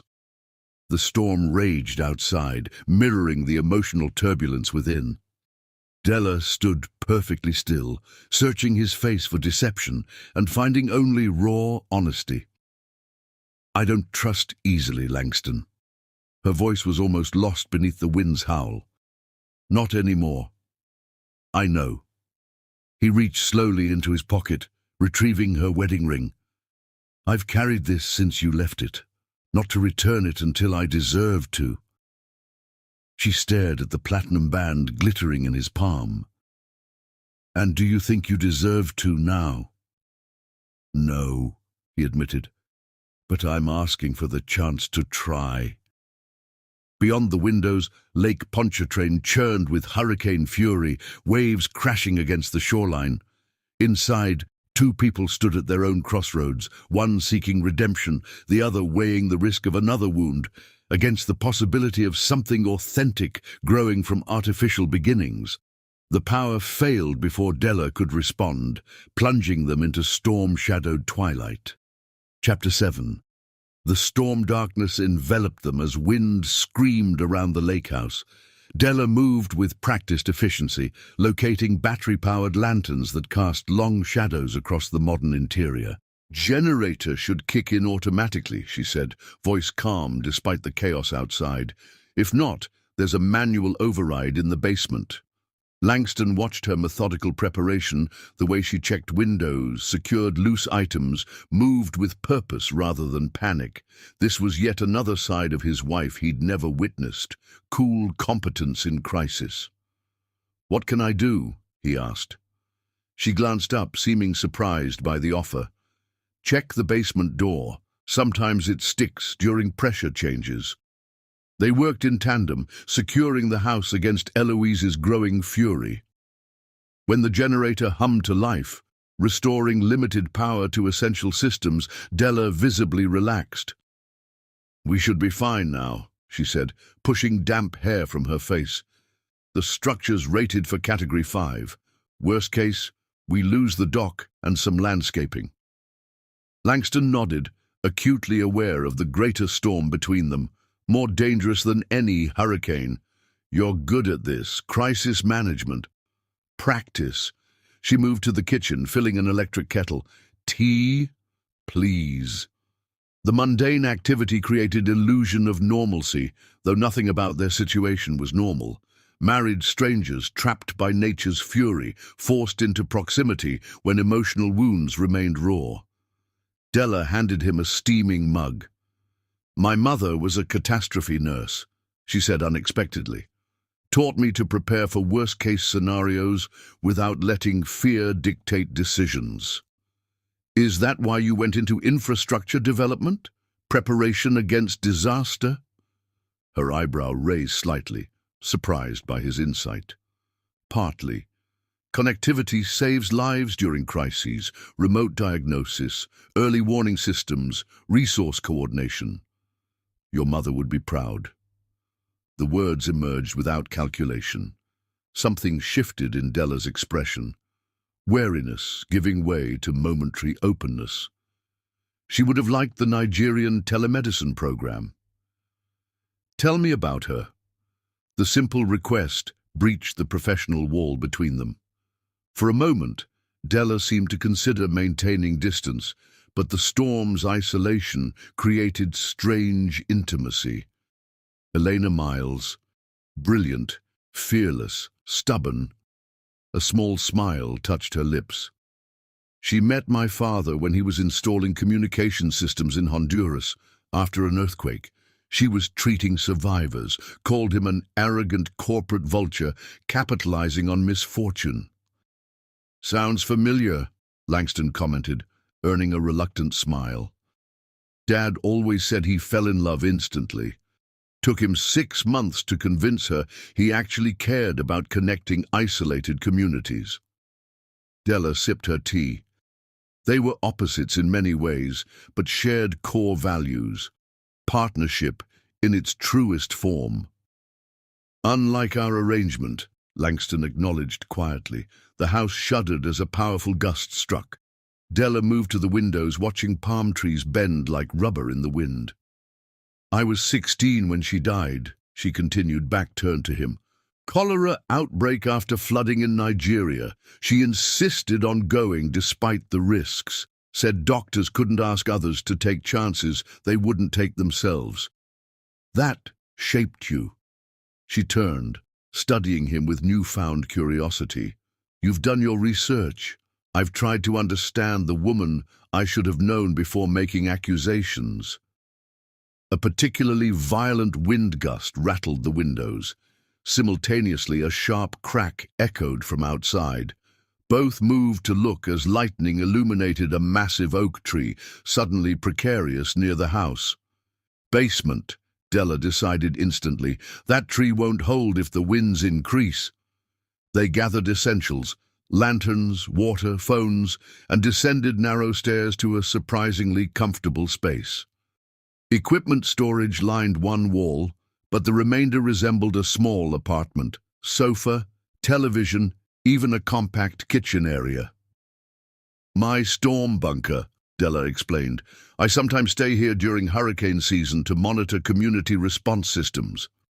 As if punctuating her explanation, the house above groaned under another assault from Eloise's fury. Despite the concrete surrounding them, they felt the vibration of impact. That was the tree, Langston observed. Della nodded, checking her phone. No signal, expected during the worst of it. How long will this last? Hours, probably. She arranged lanterns around the space. We're stuck with each other, Langston. The statement hung between them, acknowledgement of their forced proximity and the conversation they couldn't avoid. I read your Humanitarian Foundation's mission statement, Langston said, changing course. Connectivity creates community, simple but profound. Della settled onto the sofa, watching him carefully. Why did you really go to Lagos, Langston? Truth, not the polished version. The question demanded honesty he wasn't accustomed to giving. Initially, to understand what I was losing. Your disappearance threatened the inheritance, the Singapore acquisition, everything I'd worked for. Her expression hardened, but he continued before she could respond. Then I saw the scholarship recipients, the women's shelter, the mobile clinics. His voice softened. I went looking for leverage and found purpose instead, your purpose. And that changed your motivation? It changed everything. Langston moved closer, still maintaining respectful distance. I've spent my life accumulating power, Della, measuring success in acquisitions and influence. You measure it in lives improved, communities transformed. Another crash from above interrupted them. The lights flickered once, then stabilized. Pretty words, Della said when silence returned, but they don't erase what happened between us. I don't expect them to. Langston met her gaze directly. What I did was unforgivable. Testing you, doubting you, using physical intimacy as verification rather than connection. Then why are you here? The question held genuine confusion. If you don't expect forgiveness, what do you want? The chance to be worthy of the woman I married. The admission cost him his carefully constructed facade. Not because of the inheritance or business advantages, but because you deserve a partner who values your brilliance, your compassion, your integrity. Della's eyes widened at his vulnerability. For a man like Langston Truman, this emotional exposure was more revealing than physical nakedness. Lagos changed you that much? Doubt tinged her voice. You changed me. He closed the remaining distance, kneeling before her. Seeing the world through your eyes, understanding what drives you, it forced me to examine what drives me, what I've become. And what have you become, Langston? A man who accumulated wealth, but neglected value. His voice roughened with emotion. A man who inherited his father's worst traits, control, suspicion, emotional detachment, while rejecting his capacity for vision. Thunder crashed overhead as Eloise reached peak intensity. In the lantern light, Della's expression reflected the storm's complexity, skepticism battling with something softer, more dangerous than anger. "What happens if I believe you? If I give you this chance?" she asked. "We return to New York, play happy couple for the cameras, share living space but lead separate lives?" "No." Langston shook his head. "I'm not asking for the arrangement we agreed to. I'm asking for something real, difficult, complicated, genuine." Della stood abruptly, pacing the confined space. "You don't even know me, Langston." "I want to." He remained kneeling, unusual humility from a man accustomed to dominance. Not through dossiers or background checks, but through this, conversation, revelation, truth. The foundation shook with another violent impact. Dust drifted from the ceiling as something massive collided with the structure above. Della instinctively moved toward Langston, survival instinct momentarily overriding emotional barriers. His arms encircled her protectively as the world seemed to splinter around them. When the rumbling subsided, they remained connected, heartbeats synchronized in aftermath of danger. "Are you all right?" Langston asked, genuine concern evident. Della nodded against his chest, then seemed to realize their position and stepped back. The oak must have hit the house. The moment shattered, but something essential had passed between them, instinctive trust in crisis. "Della," Langston began, voice gentle, "I don't expect immediate forgiveness or trust. Both must be earned. I'm asking for the opportunity to earn them." Outside, Hurricane Eloise continued her rampage across the Gulf Coast. Inside, in lantern-lit sanctuary, two people faced a different kind of natural force, the irresistible pull toward authentic connection despite barriers of pride and pain. "One chance," Della whispered, decision forming in real time. Not for the business arrangement or public appearances, but for the possibility of something genuine.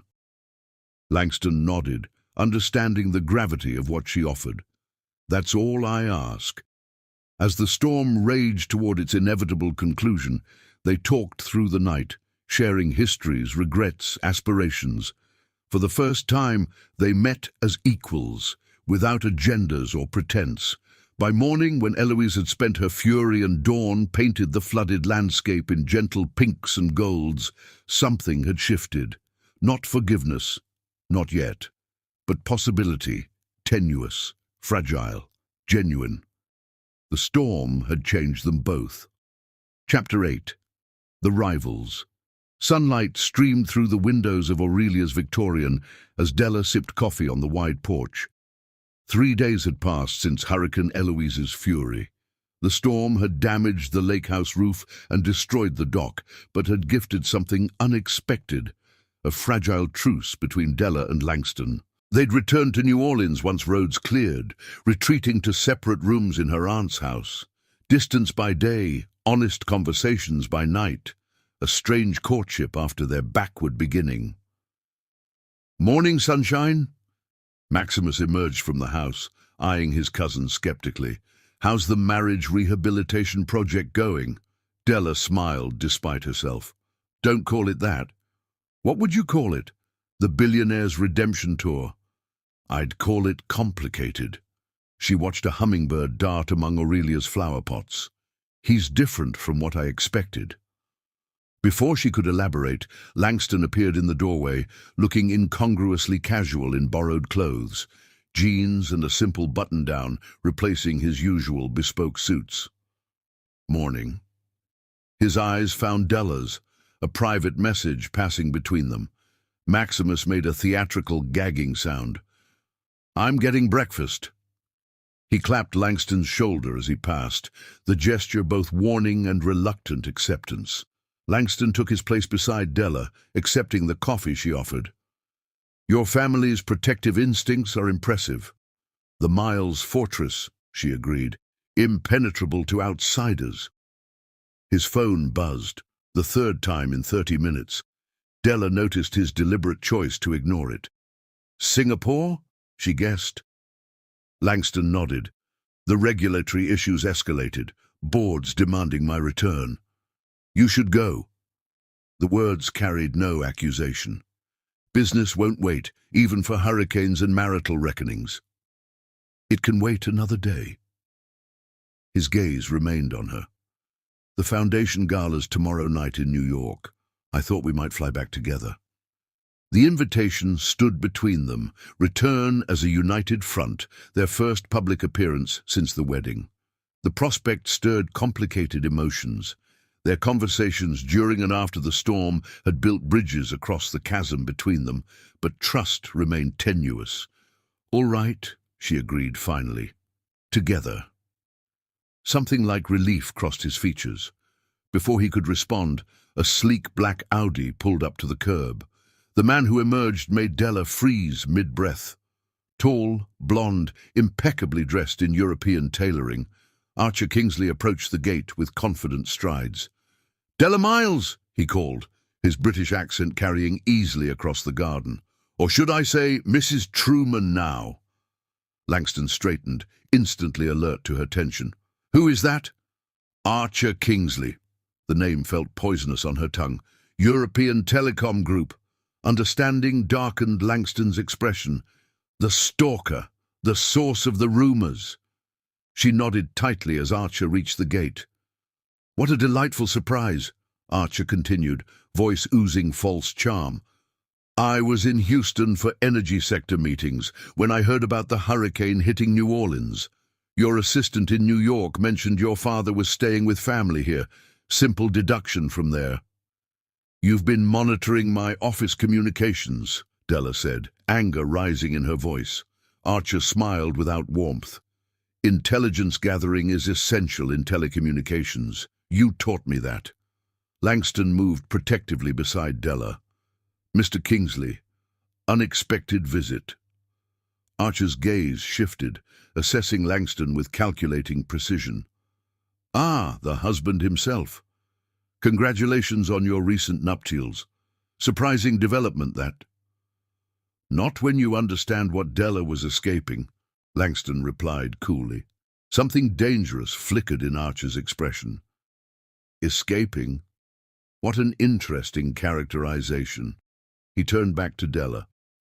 "I actually come with a business proposition. ETG is expanding our Africa-Middle East division. We need someone with your expertise." "I'm not interested," Della replied flatly.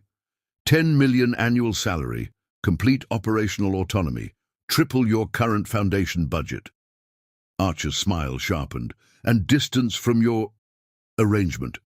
Langston's jaw tightened, but he remained silent, allowing Della to handle the confrontation. "My answer remains no," she stated firmly. "Now please leave. At least review the proposal." Archer removed a sleek folder from his briefcase, extending it through the gate. "For old time's sake." Before Della could refuse again, the front door banged open. Maximus emerged like a storm front, moving with purposeful strides. "Kingsley," his voice carried deadly quiet, "you're trespassing." Archer's expression flickered with recognition and something like fear. "Maximus Miles. Still playing protector, I see. Last warning." Maximus reached the gate. "Leave now, or I'll remove you." Tension crackled between them, clearly not their first confrontation. Archer hesitated, then placed the folder on the gatepost. "The offer remains open, Della." His eyes slid meaningfully to Langston. "When your situation becomes untenable, as we both know it will." After he departed, Della released a breath she hadn't realized she was holding. "I should have hit him," Maximus muttered. "Last time you did that, he pressed charges," Della reminded him. Langston observed the exchange with growing comprehension. This has happened before. Della nodded, reclaiming her seat. After I rejected his advances in Cape Town, he became persistent. Maximus happened to be visiting when Archer refused to leave my apartment. I introduced his face to my fist, Maximus confirmed without remorse. Restraining order followed. For me, not him, ironically. Langston retrieved the folder from the gatepost, offering it to Della. "Are you curious?" The question contained no accusation or jealousy, merely honest inquiry, another small indication of his evolution. "No." She took the folder and dropped it into a nearby trash can. "ETG's business practices violate everything I believe in. Besides, his offer isn't about business. It's about possession," Langston finished, understanding darkening his eyes. I recognized the mindset. His candid self-awareness surprised her. Before she could respond, his phone buzzed yet again. This time, his expression changed as he read the message. "Singapore?" she asked. "Yes. The Regulatory Commission moved up our hearing." Conflict clouded his features. "If I'm not there tomorrow morning, we could lose the acquisition entirely." "Then you should go now." Della's voice held certainty. "I'll meet you in New York for the gala." Della. "This is business, Langston. I understand its importance." She meant it sincerely. "Go save your acquisition. I'll be there tomorrow night." After a moment's hesitation, he nodded. "My jet will return for you after dropping me in Singapore." 4 hours later, Della stood on the tarmac watching Langston's plane disappear into clouds. Their goodbye had been surprisingly difficult, a reluctance to separate after days of cautious reconnection. Maximus appeared beside her as she turned to leave. "You're really giving him another chance." It wasn't a question, but she answered anyway. "I'm considering it. Despite everything. He's changing, Max. I've seen it." She linked her arm through her cousin's. "The hurricane showed me a different man than the one I married." Back at Aurelia's, Della packed for New York, while her mind replayed moments from the hurricane, Langston's vulnerability in the basement, his willingness to listen rather than dictate, the way he'd instinctively protected her when danger threatened. Her phone chimed with a text from Phoenix. "Archer spotted at Brennan's with ETG board members. A contact in their legal department says he's been obsessively tracking your movements since the wedding. Be careful." Unease prickled along Della's spine. Archer's appearance wasn't coincidental. His pathological need to possess what he couldn't have made him dangerous, particularly now that she'd found potential happiness with Langston. Another text arrived, this one from Langston. "Landed in Singapore, missing our conversations already. See you tomorrow at the gala." The simple message warmed her unexpectedly. Their relationship was evolving into something neither had anticipated, something potentially real. As twilight settled over New Orleans, Della sat with Aurelia on the porch, seeking the older woman's wisdom. "You're falling for him," Aurelia observed, always direct. "The question is whether you're falling for who he truly is or who he's temporarily pretending to be." "I don't think he's pretending," Della replied thoughtfully. "The man I glimpsed during the hurricane, vulnerable, thoughtful, capable of growth, I believe that's his authentic self beneath the corporate armor. Then the real question becomes, is that enough to build upon after such a wounded beginning?" Before Della could answer, her phone rang, an unknown international number. Archer's voice filled the line when she answered. "Have you reconsidered my offer?" No greeting, no pleasantries. "I told you I'm not interested." "Pity?" His tone chilled. "Because your husband might not be available to fulfill his marital obligations much longer." Della's blood froze. "What are you talking about?" "Singapore can be dangerous for unwary businessmen." A smile colored his voice. especially when they've made enemies in certain markets. The call disconnected, leaving Della staring at her phone in horror as understanding dawned. Archer hadn't come to New Orleans merely to make a business offer. He'd come to gloat before putting something terrible into motion. Her hands shook as she dialed Langston's number, praying he would answer. Chapter 9. The Distance. Della paced her New York penthouse, phone pressed to her ear. Still nothing? No, ma'am. Jax's voice carried unusual tension. Mr. Truman attended the regulatory hearing, then had a private meeting with Singaporean officials. He left the ministry building at 9:40 p.m. local time. Security cameras show him entering his car. After that, nothing. 6 hours. Langston had been unreachable for 6 hours. The local police have been notified, but they're requiring 24 hours before declaring him missing. Frustration edged Jax's voice. I've activated our private security protocols. Teams are searching now. I'm coming to Singapore. Mrs. Truman, that might not be. Have the jet ready in an hour. Della ended the call, already moving toward her closet. Phoenix appeared in the doorway, concern etched on her features. What's happening? Langston's missing in Singapore. Della pulled a suitcase from the closet, and I'm certain Archer is behind it. You can't know that for sure. Phoenix followed her into the bedroom. Corporate rivals, regulatory enemies, Langston Truman has a long list of potential adversaries. Archer called me yesterday. Della's hands trembled slightly as she packed. Said Langston might not be available to fulfill his marital obligations, then made a comment about Singapore being dangerous. Phoenix stilled. You think he'd go that far?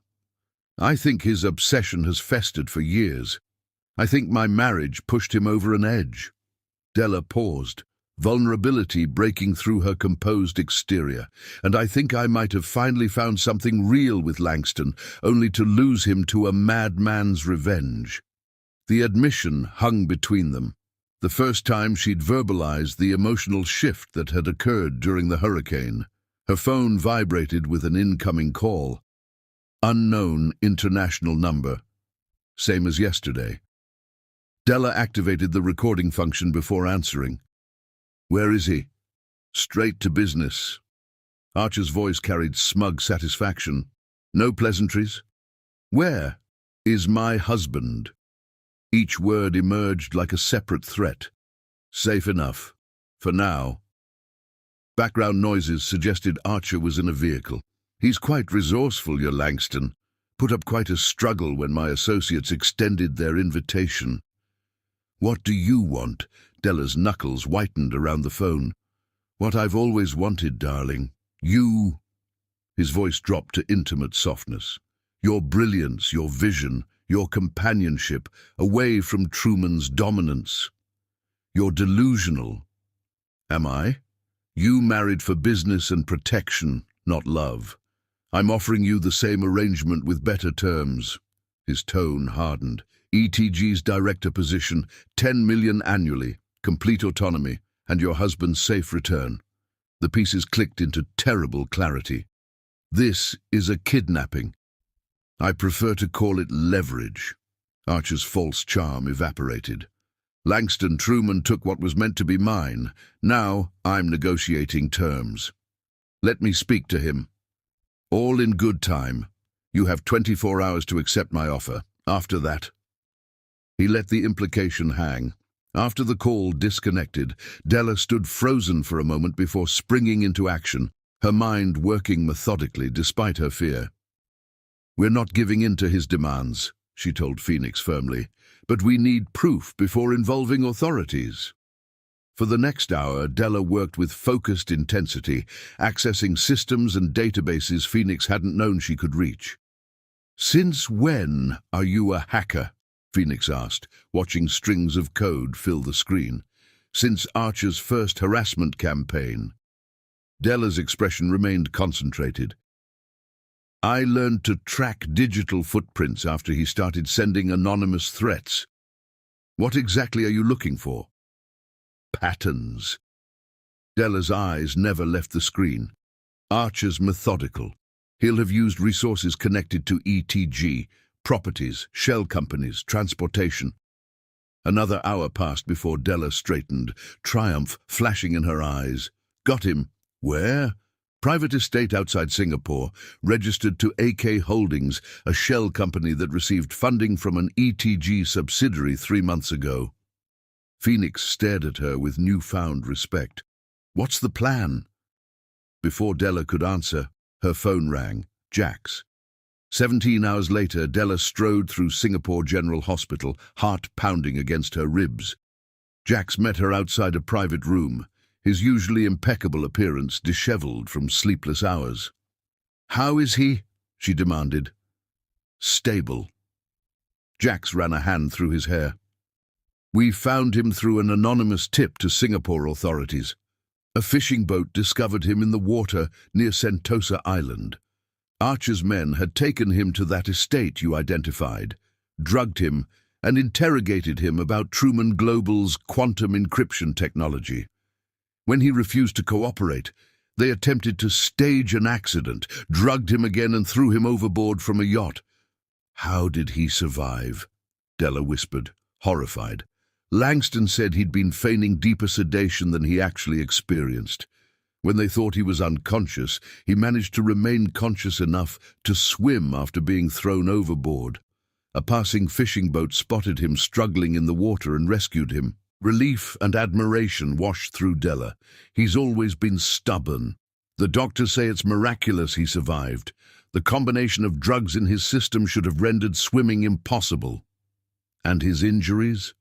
"Concussion, 3 broken ribs, numerous contusions, but nothing life-threatening." Della closed her eyes briefly, gathering her composure. "I need to see him." Jax nodded, opening the door. The sight that greeted her stole her breath. Langston, usually so commanding and indomitable, looked vulnerable against white hospital sheets.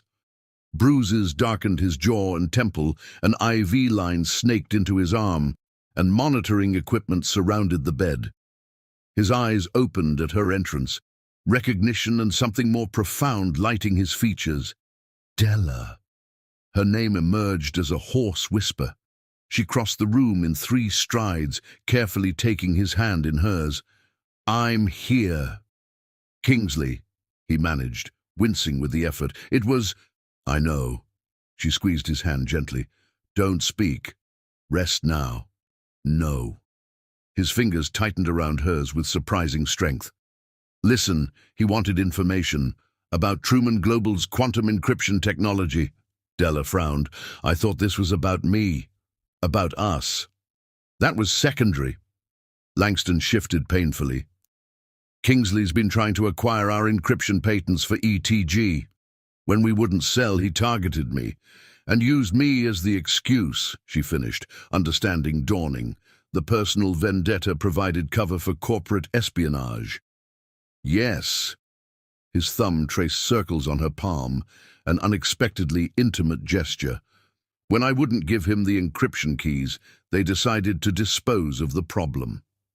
Anger flared hot and bright within her chest. He'll pay for this. Already in motion.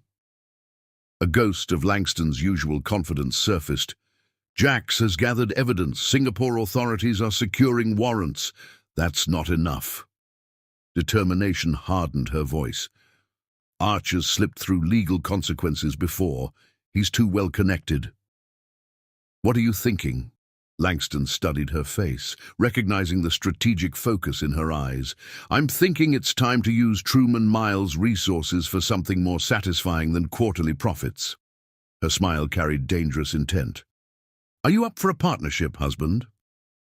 Despite his injuries, Langston's answering smile matched hers. "I thought you'd never ask, wife." For the next 3 days, they worked from his hospital room, Della handling communications while Langston made strategic calls despite doctors' objections.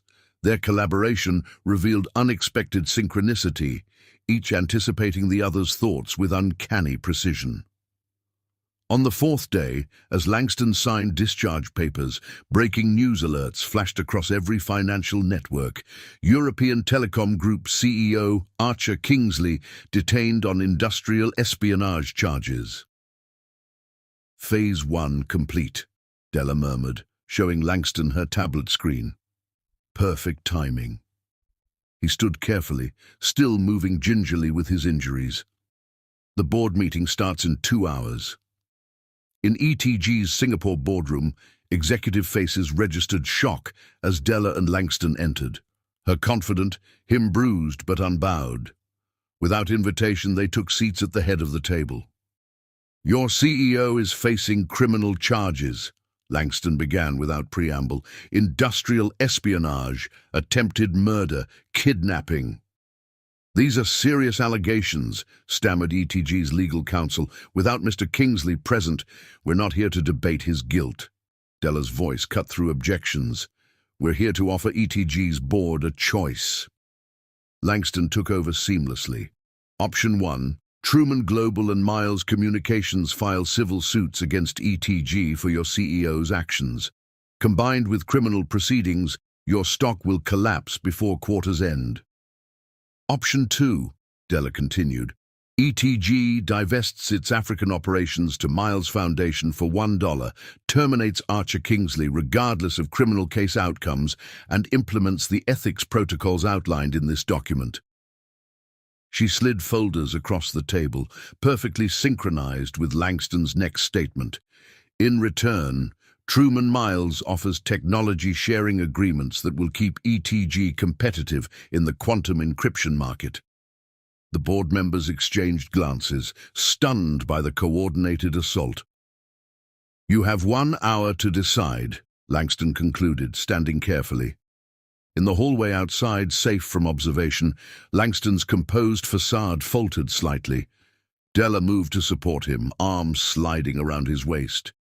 "You should be in bed," she chided gently. "Worth it." His arm settled across her shoulders, the contact feeling unexpectedly right. "We make quite the team, Della Truman." She looked up, meeting his gaze. "Yes, we do."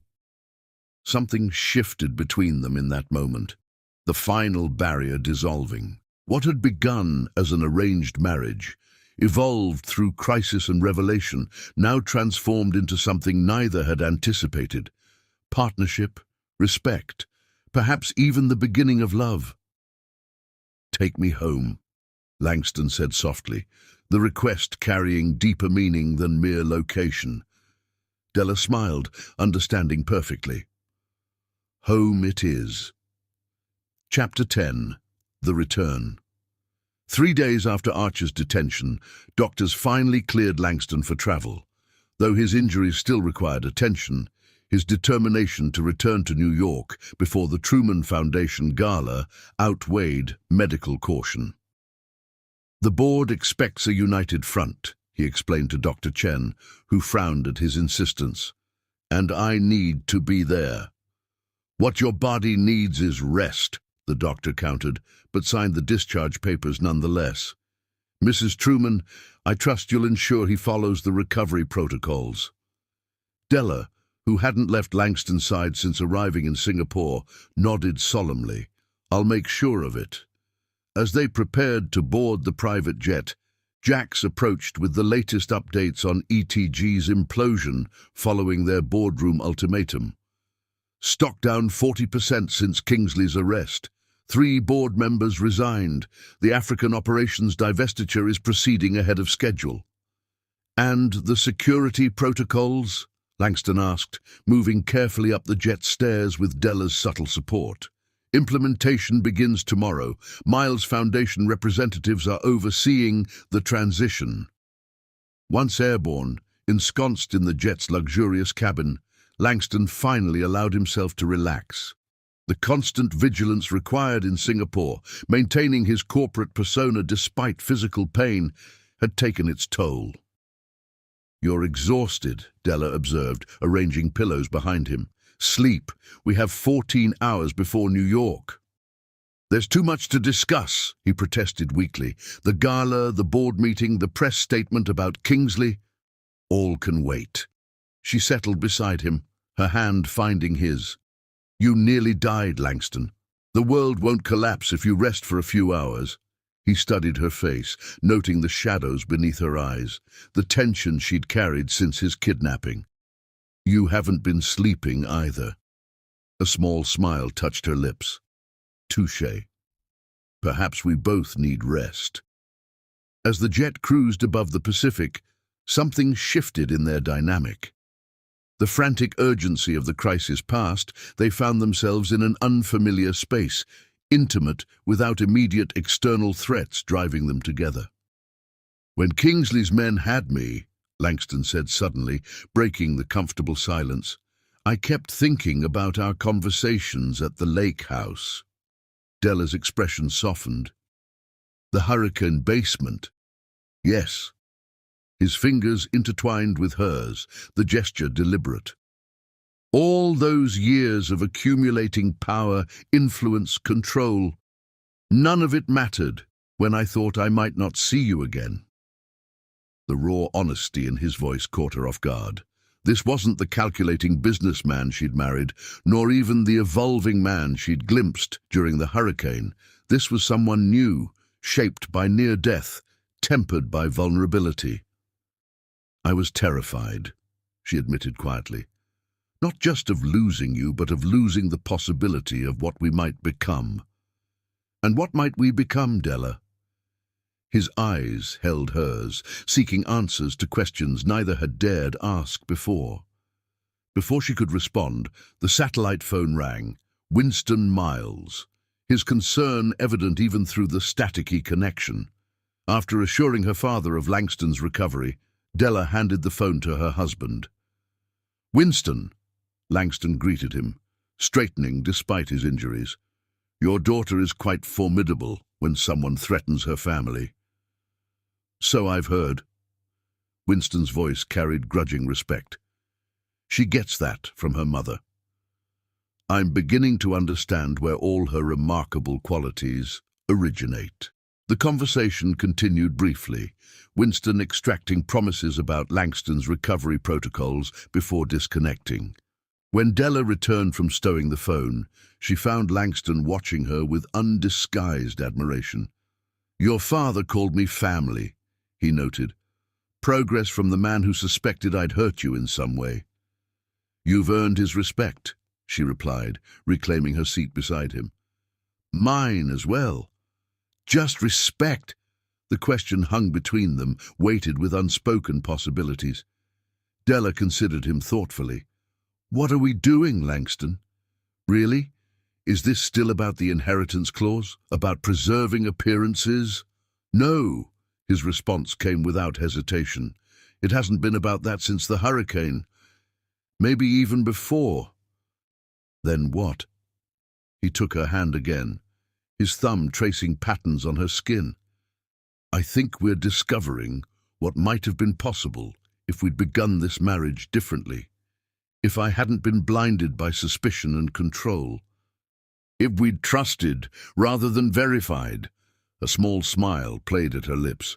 Precisely. His expression grew serious. When we return to New York, the press will want statements about Kingsley, about Singapore, about us. Before we craft those narratives, I need to know, is this real? What's growing between us? The question demanded honesty she'd rarely allowed herself. It's real, she said finally. Unexpected, unplanned, perhaps unwise given how we began, but real nonetheless. Relief washed across his features. Then perhaps this arrangement has evolved into something neither of us anticipated. A genuine partnership, she offered. More than that. His voice softened. I've spent my life avoiding emotional entanglements, seeing them as weaknesses to be exploited. Then you disappeared after our wedding night, and I felt hollow, as if something essential had been torn away. The admission hung in the air between them, profound in its simplicity. When they told me you were missing in Singapore, Della confessed, I realized I'd been falling for you since that night in the hurricane shelter, despite our beginning, despite everything. Langston's hand rose to cup her cheek gently. I don't deserve this second chance. Neither of us do, she countered. We both entered this marriage for practical reasons, both protected ourselves from vulnerability. And now? Now we decide if we're brave enough to build something authentic from artificial beginnings. His smile held a warmth she'd never witnessed before. I've never backed away from a challenge. Neither have I. She leaned forward slightly, her intent clear. Their kiss held none of the performative quality of their wedding day. Instead, it carried tenderness, promise, and unexpected passion despite Langston's injuries. When they separated, something fundamental had transformed between them. I love you, Della, he said quietly, the words emerging without calculation or strategy. Not for business advantage or social appearance, but for exactly who you are. The declaration, so unexpected from a man who had once approached their marriage as a transaction, stole her breath. In the silence that followed, they both recognized the transformation their journey had wrought, from arrangement to authenticity, from contract to connection. As the jet continued its arc toward New York, Della settled against Langston's side, careful of his injuries, her head resting on his shoulder. Outside their window, dawn painted the horizon in shades of possibility. When we land, she murmured, we'll have press conferences, statements, the gala. And after that? He asked, pressing a gentle kiss to her forehead. Della smiled against his shoulder. After that, we begin again, properly this time. I like the sound of that. His arm tightened around her, protective yet reverent. Take me home, wife. She looked up, meeting his gaze with newfound certainty. Home it is, husband. Chapter 11. The Betrayal. New York welcomed them with unseasonable warmth. September sunshine gilding skyscrapers as their car navigated Manhattan streets. After Singapore's intensity, returning felt like stepping into another life. One where Langston and Della were no longer adversaries or reluctant partners, but something far more profound. The boards called an emergency meeting, Jax informed them as they entered Truman Tower. News of Kingsley's arrest has created questions. Good, Langston replied, his hand finding Della's naturally. It's time for transparency. The boardroom fell silent as they entered together. Langston moved with careful dignity despite healing injuries, while Della matched his confidence with her own commanding presence. Gentlemen, ladies, Langston began without preamble. Recent events in Singapore have accelerated plans I intended to announce more gradually. He outlined the merger of Miles Communications' humanitarian projects with Truman Global's technological innovations. A vision of corporate responsibility that left several board members visibly uncomfortable. This represents a significant departure from our profit-centered approach, objected Vernon Matthews, the oldest board member. It represents evolution, Della countered, sustainable profit through ethical innovation. Their united front left no room for traditional objections. By meeting's end, even the most resistant directors had conceded to their shared vision. Leaving the boardroom, Langston's phone chimed with an alert that made him pause. Singapore authorities report Kingsley's been released on bail. Della's expression darkened. How? The evidence apparently came into question. Langston showed her the notification. Key witnesses suddenly recanted. He's not finished with us, she said quietly. No, Langston agreed, but neither are we finished with him. That evening, as they prepared for the Truman Foundation Gala, their first public appearance since the wedding, an unexpected delivery arrived at their penthouse. The elegant box contained a single black rose and card bearing 2 words, "Not over." Security teams swept the building while Della studied the threat with analytical calm. He's desperate, dangerous. And predictable, Langston added, reviewing security protocols on his tablet. He'll want to make a statement tonight at the gala. Then we'll be ready. The Metropolitan Museum transformed for the annual gala, New York's elite gathering amid artistic splendor to support Truman Foundation initiatives. As Langston and Della made their entrance, whispers rippled through the crowd. His visible injuries and their united front contradicted rumors of marital discord. "Quite the performance," came a British-accented voice from behind them. They turned to find Archer Kingsley, immaculate in evening wear, champagne flute in hand. His smile never reached his cold eyes. "Bold move, attending our event," Langston remarked, positioning himself slightly before Della. "Your event?" Archer's laugh carried a brittle edge. "I'm a platinum donor this year. Didn't you see the guest list?" Della's hand squeezed Langston's in warning, a silent reminder to maintain composure in public. "Enjoy the champagne," she replied coolly. "I hear criminal defendants should savor luxuries while they can." Anger flashed across Archer's features before his mask of civility returned. "We'll see who faces consequences, Della." His gaze shifted meaningfully to Langston. "Some partnerships are more fragile than they appear, especially those built on convenience rather than truth." As he moved away, Langston turned to Della. What did he mean by that? Before she could respond, Langston's security chief approached urgently. "Sir, we've detected unauthorized access to the Foundation's servers. Someone's attempting to broadcast to the gala screens." "Block it," Langston ordered. "Too late," the chief replied, as the museum's display screens flickered to life. The elegant presentation about Foundation achievements disappeared, replaced by surveillance photos. Della meeting with Archer in Lagos 2 years earlier, followed by documents bearing both their signatures. The final image showed transaction records with highlighted transfers from ETG to Miles Communications. The fabricated evidence painted a damning picture of collusion and betrayal. As gasps echoed through the stunned crowd, Della's eyes met Langston's, finding not accusation but resolve. Without words, understanding passed between them. Archer's final play was unfolding, and they would face it together. "Get me a microphone," Langston demanded, never breaking Della's gaze. "It's time to end this." As security located Archer attempting to leave through a service exit, Langston took the stage, Della at his side. The crowd fell silent, anticipating scandal or denial. Instead, they witnessed something extraordinary. 2 people standing together against manipulation, choosing truth over self-protection. "It seems we have an uninvited narrator tonight," Langston began, his voice carrying authority despite his recent injuries. "One who believes relationships can be destroyed as easily as they can be fabricated." The trap was sprung.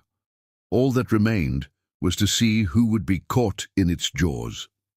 Chapter 12. The Redemption. Silence gripped the Metropolitan Museum's grand hall as Langston stood at the podium, Della beside him.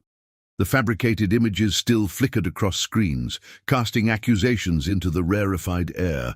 New York's elite held their collective breath, scenting scandal with predatory anticipation. 2 months ago, I married Della Miles," Langston began, his voice carrying strength despite recent injuries. "The world saw a business merger disguised as matrimony. They weren't entirely wrong." Murmurs rippled through the crowd. Della's hand found his, their fingers intertwining visibly before hundreds of witnesses. "What began as a contract has become the most profound partnership of my life," he continued.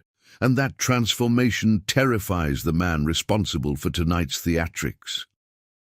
Security discreetly surrounded Archer near the service exit, preventing his escape while keeping the confrontation from disrupting Langston's address. Archer Kingsley orchestrated not only this evening's display, but the original rumors that poisoned our wedding night. Langston's gaze found Archer across the room. The same man who arranged my kidnapping in Singapore when corporate espionage failed. Gasps echoed through the hall as photographer flashes captured Archer's furious expression. "The evidence you're seeing is fabricated," Della spoke for the first time, her voice clear and confident. "Created by a man whose obsession turned to vengeance when rejected. The same man who spread lies about my past that my husband once believed." Langston faced her fully, the crowd momentarily forgotten. "My greatest mistake, one I'll spend a lifetime making right." The raw honesty in his voice silenced even the most cynical onlookers. This wasn't performance or damage control. It was genuine vulnerability from Manhattan's most notorious power broker. "Mr. Kingsley believes relationships built on pragmatism cannot withstand assault." Langston addressed the audience again. "He's wrong. What begins as arrangement can transform into something unbreakable when tested by fire." Archer broke free from security's loose perimeter, striding toward the stage. "Enough pretty speeches," he snarled, desperation evident in his unraveling composure. "Tell them about Lagos, Della. About the encryption keys you promised ETG before your convenient marriage." "There were no promises," she replied calmly. "No betrayal, only your delusion." "I can destroy you both," Archer threatened, reaching inside his jacket. Security moved instantly, but not before he produced a small device, thumb hovering over its trigger. "Quantum encryption isn't your only Singapore project, is it, Langston? Shall I broadcast the defense contract details instead?" The threat of revealing classified information froze security momentarily, exactly as Archer had calculated. He grabbed Della's arm, pulling her toward him as he backed toward a side exit. "We're leaving," he hissed. "Together, as it should have been before Truman interfered." Langston stepped forward despite security's restraining hands. "This ends now, Kingsley. Stay back." Archer's composure shattered completely. "One step and I release everything, the defense contracts, offshore accounts, all of it." What happened next unfolded with cinematic precision. Della, seemingly compliant in Archer's grip, made a subtle movement, her stiletto heel driving into his instep with surgical accuracy. As he reflexively loosened his hold, she executed a perfect defensive maneuver, twisting free while simultaneously securing the device from his hand. "Self-defense training," she explained to his shocked expression. "Another Lagos project you didn't bother to learn about." Security swarmed Archer, restraining him properly this time. As they escorted him out, his desperate gaze remained fixed on Della. "We could have built something extraordinary together." "I already have," she replied simply, returning to Langston's side. The crowd erupted in conversation as federal agents appeared, taking custody of both Archer and his device. Rumors would circulate for months about classified projects and corporate espionage, but the image that dominated news cycles was simpler, more powerful. Langston and Della Truman, hands joined, facing chaos together. Later that night, in the quiet sanctuary of their penthouse, they stood before floor-to-ceiling windows, watching Manhattan glitter below. The facade of perfect union had been shattered, replaced by something genuine, complex, imperfect, real. "I never thanked you," Della said softly. "For what?" "For believing me tonight. For not doubting when those images appeared." Langston turned to her, gentle fingers tracing her cheek. "I learned my lesson the first time. Doubt is easier than trust, control simpler than vulnerability. I chose wrong before. Never again." She leaned into his touch. "We started backwards, didn't we? Marriage first, understanding later, trust after that. And love at the end," he finished, the word no longer foreign between them. "Not the end," Della corrected, taking his hand and placing it over her abdomen. "The beginning." Understanding dawned in his eyes. "You're 6 weeks." Her smile held both certainty and vulnerability. Since the hurricane. Not precisely planned, but... She couldn't finish as Langston gathered her carefully in his arms, mindful of both her news and his healing injuries. His kiss held reverence, joy, and promises that required no contractual language. When they separated, his eyes shimmered with uncharacteristic emotion. I never imagined wanting this. Family, connection, purpose beyond power. Neither did I, she admitted. My mother used to say, true partnerships aren't found, they're built. Choice by choice, day by day. Wise woman, Langston murmured, his hands cradling her face. I choose you, Della Truman, today and every day forward. And I choose you. Her voice held the strength and certainty that had first captivated him. Not for business advantage or social status, but for the man revealed beneath the armor. 6 months later, they stood together at another podium, this one overlooking the newly constructed Miles Truman Communication Center in Lagos.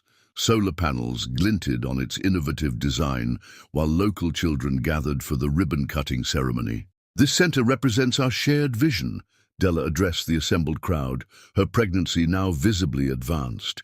Connectivity that serves humanity rather than merely generating profit.